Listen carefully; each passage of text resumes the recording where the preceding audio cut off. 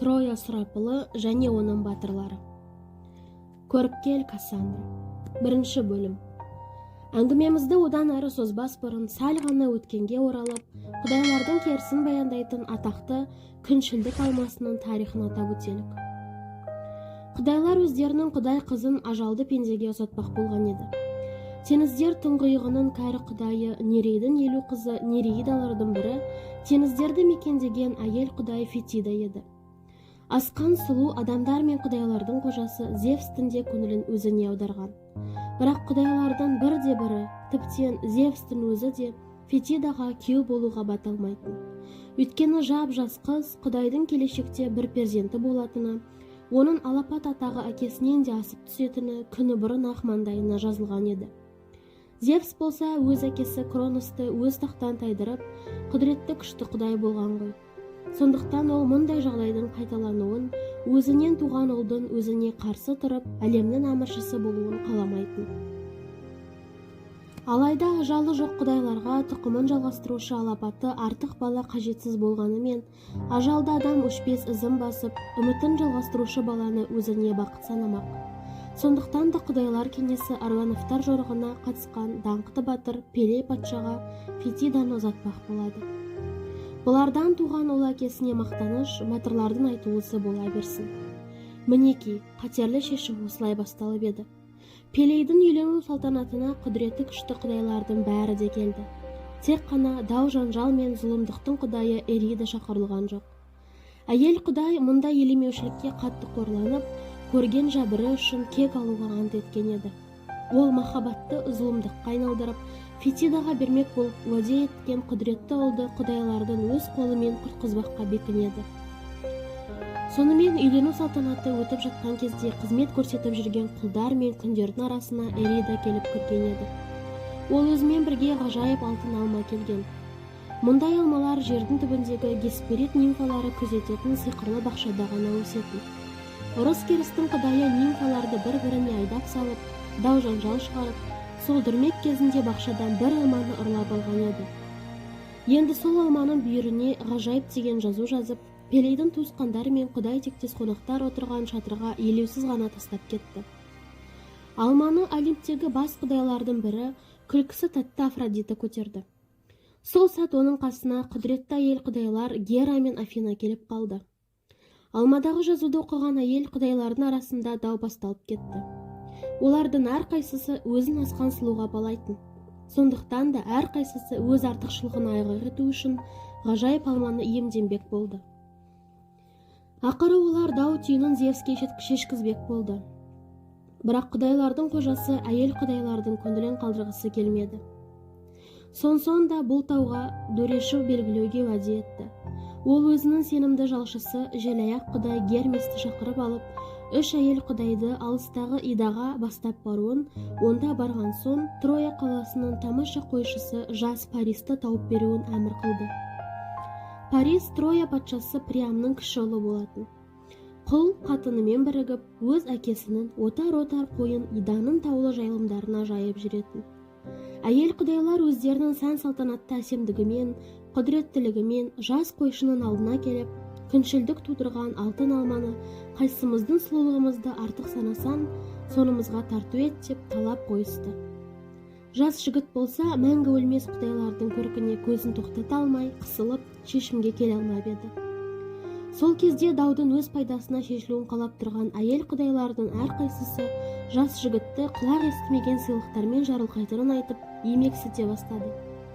Құдайлардың қожасы Зевстің әйелі, құдіретті Гера, Париске атақ асқан патшаның байлығы мен даңқын тартпақ болды.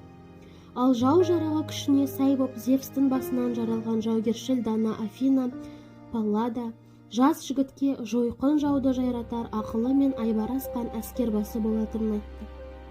Ең соңында 3 әйел құдай, сұлулық пен сүйіспеншіліктің құдайы көрікті Афродита, дәл өзі сияқты дүниедегі ең сұлу әйелдің Париске жар болатынын уәде етті. Сол кезде жас жігіт ойланбастан ақ сүйіспеншілік құдайына алманы ұсына берді. Атағы зор әйел құдайлар болса ызға болыққан қалыптарында өздерінің алтын күймелеріне жылқына мінісіп, әлемге қайта тартып отырды. Афродита Париске берген уәдесінде тұратынын білдіріп, жылдар бойы шыдамдылықпен өзіне берілетін бір белгі күту керектігін айтты. Паристің бұл бақытына құдайлар кедергі жасап бағарын, бірақ олардың құрған тозағын Афродитаның өздері хақ. Екінші бөлім. Құдайлардың құрығы ұзын. Ниет қылған ісінің орындалуына асықпайды ғой. Ажалсыз боп жаралған соң несіне асықсын? Троялық Париске әйел затының асқан сұлуын жар етемін деп сүйіспеншілік құдайының уәде бергеніне де біраз жыл өтті. Парис те әйел құдайының білдірер белгісін сарғая күтумен болды. Ақырында бір сәтті түн тамаша түс көрді. Түсінде күлкісі тәтті Афродитаның дәл өзі тақалып келеді де тіл қатады. Парис, берген уәдемнің орындалар сәті келді, дейді ол. Осы уақытқа дейін үлкен құдайлар маған кедергі жасаумен болды. Саған деген сұлу Елена солардың бір кемелеуімен ұзатылып кетті. Мен осы некені бұзуға бел будым. Елена сенің жарың болуы керек. Қазір Олимптың бар құдайы жердің шегіндегі мұхит өзіне жүріп кетті. Олар біздің ажалды туысқандарымыз эфиоптар халқына бармақшы. Құдайлар эфиоптарға қонақтап жүргенде сен Еленаны алып қашып үлгеруің керек. Алыстағы Лаконияның Спарта қаласын аттан. Сол жерде Менелай патшаның үйінен сен Еленаны көресің. Кеменді қамдап жолға әзірлен. Мен саған теңіз желін орнынан тұрғызып, жүзіп шығуына белгі беремін.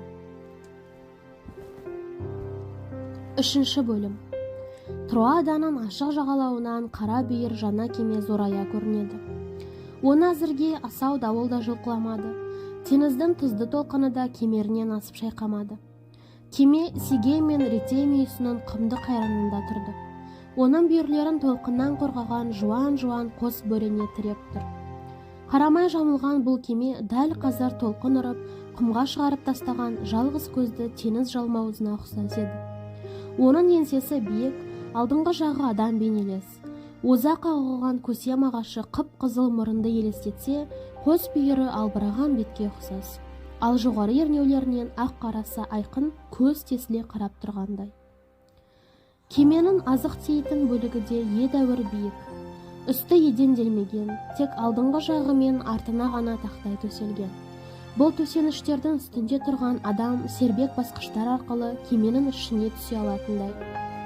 Кеменің ортасы аласа, мұнда ескекшілерге арнап сәкі орнатылған. Ал орта тұсындағы дүп арқаудың бойын қуалай, қан қызыл желкенмен шиыршықталған діңгек жатыр. Осынау желкені желбіреген сан-салтанатты кемемен Троя патшасының ұлы Парис алыстағы Ахей еліне сапар шекпекші еді. Төртінші бөлім. Троаданың ызғарлы желескен таң атып келе жатты. Мұның алдында Гелеспонттан көгілдір айдыны мұнар жамылып жатқанды. Қазір дымқыл мұнар сейіліп, көк жүзі жарқырай ашылған Гелеспонттың фракциялық қарсы жағалауындағы тау сілемі толқынды теңіз төрінен қалқи көрінеді. Солтүстіктен соғатын Борейдің құрғақ лебі теңіздің дымқыл мұнарын сап қылса, жүзіп кетудің сәті болатын Троя теңізшілері жақсы білетін.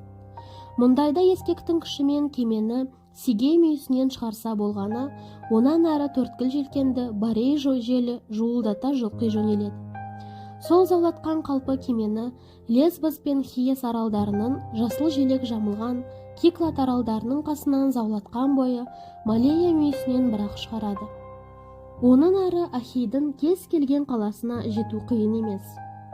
Туысқандары қаумалай қоршаған Парис жағалауда тұр. Оны алыс сапарға шығарып салуға Приамның барлық жақыны келген. Мұның ішінде қарт патша мен патшайым Геккуба да бар еді. Ол екеуі де өздерінің тамаша ауылына зор махаббатпен қарап тұрды. Троя әміршісі бұ жалғанда бәрінен бұрын өзінің ұлдарын мақтан тұтатын. Олардың ең кішісі әлі қолынан найза алып көрмеген желаяқ бала Троил болатын. Ең үлкені Илионның үміті мен тірегі, трояндықтардың ең үлкен әскери басы құдіретті Гектор. Ол да осы жерде әкесінің қасында соқталдай қарулы інілермен бірге тұрды. Бұлардың бәрінен де Гектор бойшан. Қазіргі сәтте де оның бұйра сақалды суық түсі, жарқыраған дулығасы барлығының басынан аса көрініп тұрды. Халық өзінің көсемін өлеңге қосып, оны дулығасы жарқыраған Гектор деп атап кеткен. Бұл елде онымен Приамның ержүрек өжет туысы Эней ғана белдесе алатын. Бірақ Эней де Гектор да бір-біріне қызғаныш бәсеке дегенді білген емес. Приам тұқымы әрі күшті, әрі тату бір үйдің жандарындай ынтымақты еді. Міне, екеуі бір-бірімен жылы шырайда әңгімелесіп қатар тұр. Ақ шашты Гекуба патшайымның қасына Приам үйіндегі әйел нәсілдерінің бәрі ерген. Олар Приамның қыздары, келіндері, немерелері. Қазір жақын жұрағаттардың бәрі де Приамның сүйікті ұлының құрметіне малына киініп келіпті. Айнала сәнді киімдермен құлпырып, әйелдердің алтын білезіктері мен еркектердің плащындағы асыл доғабастар күн көзімен жарқ-жұрқ сәуле шашады. Сөйтсе де олардың барлығынан Паристің сән-салтанаты артық еді. Ол бастан аяқ алтынмен безеніпті. Алтын айдарлы дулыға, кеуде тұсындағы алтынмен зерленген доғабас, алтынмен қаптырған қалқан, найза сабындағы алтын шығыршық, тіптен аяғындағы табаншаның бауына дейін алтын. Приамның ұлы өзінің жауынгерлік сұсымен, байлық санымен, сұлулығымен бүкіл Спартаны қайран еткісі келгендей. Ол әрине спарталық патшайымның тіршілігі мұнымен салыстырғанда қаншама көңілсіз, қаншама жадау екенін, ал өз үйінде оны қаншама байлық пен сән-салтанат күтіп тұрғанын бұл сапарында көрсетеді де. Парис кішкене қарындасының бұлдырын, анасының сәт-сапар тілеген қамқор сөздерін, інілерінің әзіл оспағын самарқау тыңдап тұрды. Оның сапарының оң болатынына туысқандары күмәнсіз сенген. Бірде-бірі бұл ниетті қауіп-қатерлі деп ойлаған жоқ. Рас, Трой азаматтарының біразы бұған риза болмай, Паристің бетіне басқан. Бірақ Приамның толып жатқан бай-бағлан туыстары олардың пікірімен санаса қояр мекен. Табан тіреп талап қойғанда қарауындағы халықтың дегенінен шықпайтын кез келген Ахей патшаларының бірі емес, Приам нағыз әміршінің өзі ғой. Сондықтан да өз қаласындағы халықтың күңкіл сөзіне Парис немесе оның туыстары құлақ аспады. Бұл наразылықтың төбесі осы жердегі кеме басында да көрініп қалған. Бұлшығеттері бұлтылдап, күн көзіне қарая күйген 50 жігіт кеме ескекшілері осы сапарды күтісіп құм үстінде жатыр еді. Олар алтынға малынған Париске жақтырмай қарап қойып, еш наразылықтарын күбірлесіп айтысып жатты. «Ессіздің ермегі ғой», деп күңк етті егделердің біреуі. Қатын үшін Лаконияға тентіреп, осы Илионда тіптен барлық Троада да сұлу қыз аздаяқ. «Оны айтасын, бұл өзінің сүйген сұлуын күйеуінен айырып алмақшы дейді ғой», деп екінші біреу қолдай кетті. «Мұның аяғы бізді ахейліктерді соққыға жығумен тынып жүрмес». «Қорқақ», деді ұзын бойлы тарамыс білекті, өңінен серуеншіл қайсарлық білінген үшінші жігіт сөзге араласып. «Ештеңе жоқ ахейліктерден қорқатын. Оларды соққыға жығатын біз болармыз». «Қорқақ мен емес, және де соққымен жауап беруді сенен кем білмеймін», деп қарсыласа кетті екіншісі. «Бірақ мәселе онда емес, ниетіміздің көңілге қонбауында ғой. Күйеуінен әйелін ұрлауға көмектесеміз деп, мәңгі өлмес құдайлардың қаһарына ұшырармыз». Үшінші ескекші иығын қиқаң еткізіп, «Ұнамайтыны бар, бұл іске қатысуға несіне келістің?» деді. «Амал бар ма?» деп жауап берді ол. «Сен секілді мені де троялықтар жіберді. Парис үшін Троя халқынан 50 ескекшіні іріктей шығаруын өтінген Приам патша. Мен сол 50-ге тап болдым. Енді бас тартуға хақым жоқ.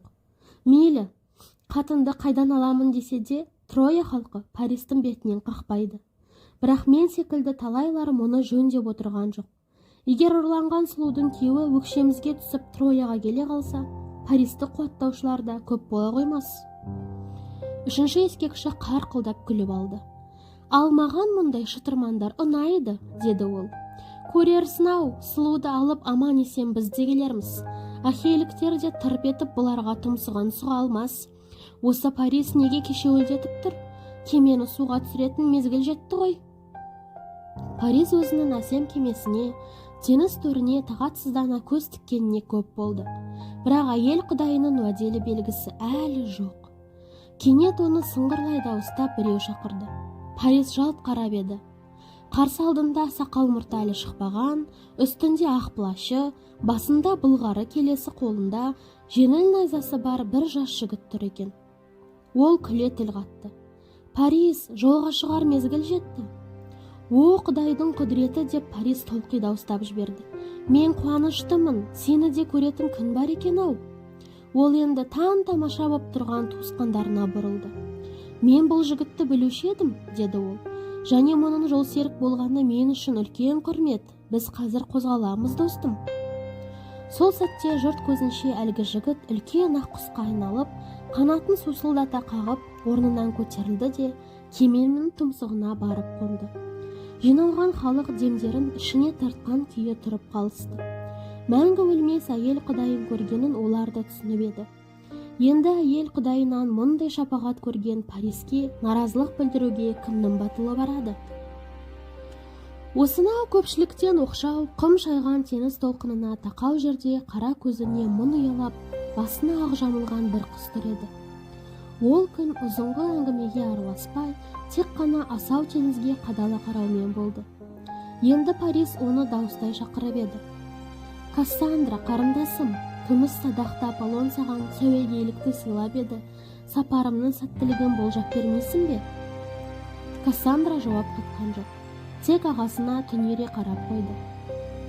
Оның қатқыл үнінен Парис ыңғайсызданып қалса да, қадала сұрауын қоймады. Шынымен ақ сәтсіздікке ұшыраймын ба? Маған құдіретті күшті әйел құдайының өзі жәрдем береді ғой. Сонда Кассандра тіл қатты. Саған сәтсіздікті болжауға құштармын ақ, Парис. Сенің осы жолға шықпағаның жөн болар еді. Ешқашан да әйел құдайларының ақылын алмасан жақсы болар еді.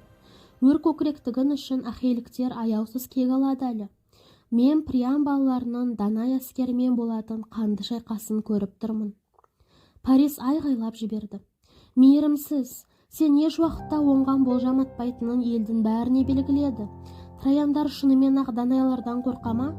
Аполлон мен Посейдон сияқты құдайлардың өз қолымен қаланған, біздің елеуіндағы Пергам сияқты қамалды қиратуға қандай жаудың қауқары жетер дейсің? Оны айтасын, осы біздің әкемізден тараған балалармен күш сынасыр, тіпті Мандайалды деген Дейфоб пен Гекторға тең келер жан бүкіл Ахей, Аргос, Лакония халықтарын арасынан табыла қояр ма екен сірә? Осы кезде абажадай Гектор қарқылдап күлген қалпы Паристің иығынан қақты. Олай деме, Парис. Фессалияда ажалды пендеден алапаты, кіші мен айбыны асқан бір батыр бар деп естідім. Ол Пелей патшаның ұлы Ахиллес есімді. Әзірге жастау дегенмен, түбінде ол Гектордың өзінде жеңуі мүмкін болар. Жұрттың бәрі бұл сөзге де күлді. Тек Кассандра ғана Гектордың қорқынышты тағдырын болжағандай, осы сәт қолымен бетін басты. Бірақ оған енді ешкімде көңіл бөлмеген еді. Абыр-сабыр басталып кетті. Ескекшілер кемені суға түсіріп, туысқандары Париспен қоштаса бастады. Дәл осы жерде Кассандраның болжамдарына кім көңіл бөліп ойланып жатпақшы. Ғажайып ақ құс кеменің тұмсығында отыр. Теңізшілерге ажалсыз әйел құдайдың өзі қамқор емес пе? 5 бөлім. Жағалаудағы абыр-сабыр басылған. Скамандраның ойпан жазығынан бір топ кісі көрінеді. Бұлар қалаға бара жатқан Паристің туыстары. Құмдағы жағалауда жалғыз ғана Кассандра қалған. Асау жел геуілдей соғып, көгілдір көбік аяғын қағады. Сәуегей қыз сонда да тырп етпей, ұзай берген кемеге мұная қадалып тұр. Ол кеме діңгегінің қалай көтерілгенін де, қан қызыл желкеннің қалай желбірегенін де көрді. Жартастардан ескен жылы жел желкенді қағып, кеме Сегей мүйісінің жартасты тұмсығының қалқасына таса болды. Кеме Егей теңізіне кетті. Гелеспонд айдынының бірінен бірі қуалаған жал-жалын құмдарында көз тіккен Кассандра ауыр ой үстінде әлі тұр. Құдайлар оған әлі есуастарды сапардан тоқтатуға ерік бермеді. Аполлон неліктен соншама бұған қатал да мейірімсіз қарады. Рас, кезінде күміс садақты құдайдың сүйіспеншілігін ол кейін серпіп, ызаландырып алған. Бойына дарытқан сәуегейлікті сол бір ашу үстінде қайтып алса ғой. Жоқ, оның орнына Аполлон бұл үшін керемет ауыр жаза ойлап тауыпты. Ол өзінің бақытсыз пырадарын қарғап сілеп, енді оның сәуегейлігіне тірі жан сенбейтін етіпті. Кассандра болашақты алақандағыдай көргенімен, енді ешкімді де сендіре алмайтын халге түсіп, адамдарды қауіп-қатерден арашалаймын деген ақ ниеті желге шыққанын сезді. Дәрменсіздік, ел-жұрттың жексұрын санап ажуа қылуы, міне ендігі тағдыры да оған деген азап үкімі де осы. Неткен қорлық. Кассандра қолын көкірегіне басқан қалпы ауыр күшісіне, жүрегім менің, көнесіндағы енді. Олардың қатерлі жолдан қалай қайтарасын? Сұмдыққа сенгісі келмесе қайтерсің? Тіптен осының өзі де жақсы. Өз тағдырын күн ілгері білмегеннің өзі бақытты. Әнеки, күткені қуаныш, көңілді олар кетіп барады. Тіптен қазірден ақ Прям сарайының кең ауласына нән өгіздерін әкеліп, қоймасынан қан қызыл шарап, құйылған құмыраларын шығарып, үйлену тойына арнап, миртадан гүлшір өруге кірісе бастады. Міне, неке шырағын қалай жаққанын да көріп тұрмын, бірақ сол шырақ Пергамның да қабырғасын өртейтіні маған ғана аян. Қайғыға батқан Илион, Паристің әкелген әйелін сен қабылдарсың-ау, бірақ қолына қару алып, қуа келген бүкіл халық оны қайтарып беруді талап етер. Мен олардың жолға қамданған кемелерінде көріп тұрмын. Сол кемемен Ахей батырлары келеді. Тектенген Менелай, мейірімсіз Аякс, Одиссей, соры ғой менің елімнің. О қасірет, ашу қысқан Паллада өзінің дұғасымен қорқынышты Эгидасын қамдап жатыр. Құдайлар мен ажалды пенде атаулының бәрі де бізге қарсы. Прям патшалығы құрып, Илион құлаған кезде өлгендерге тірілердің қызға қарайтын күні туар әлі ақ.